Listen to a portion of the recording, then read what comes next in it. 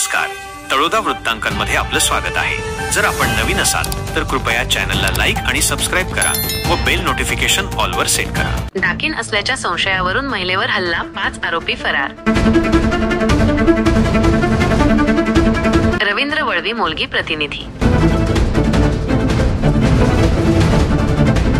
नंदुरबार जिल्ह्यातील धडगाव तालुक्यातून एक धक्कादायक घटना समोर आली आहे।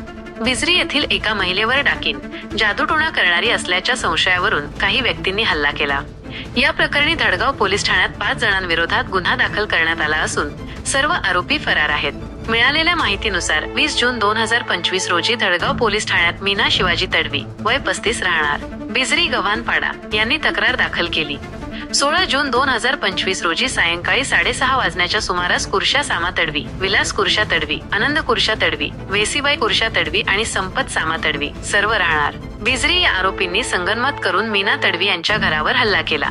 फिर्यादीनुसार आरोपी कुर्शा सामा तडवी आणि विलास कुर्शा तडवी यांनी मीना तडवी यांना डाकिन संबोधून त्यांच्या जादूटोण्यामुळे आरोपी कुर्शा सामा तडवीचा नातू आजारी पडल्याचा आरोप केला। या व्यतिरिक्त आरोपी विलास कुर्शा तडवीने मीना तडवी यांच्या पतीला त्यांच्या शेतात घर न बांधण्याबद्दल धमकी दिली आणि शिवीगाळ केली। त्यानंतर सर्व आरोपींनी मीना तडवी यांच्या घरासमोर बेकायदेशीर जमाव जमवून दगडफेक केली।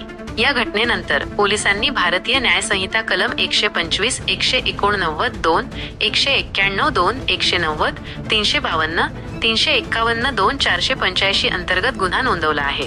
धडगाव पोलीस ठाण्याचे पोलीस उपनिरीक्षक राहुल पाटील हे या प्रकरणाचा तपास करत आहेत। सध्या सर्व आरोपी फरार असून पोलीस त्यांचा शोध घेत आहेत।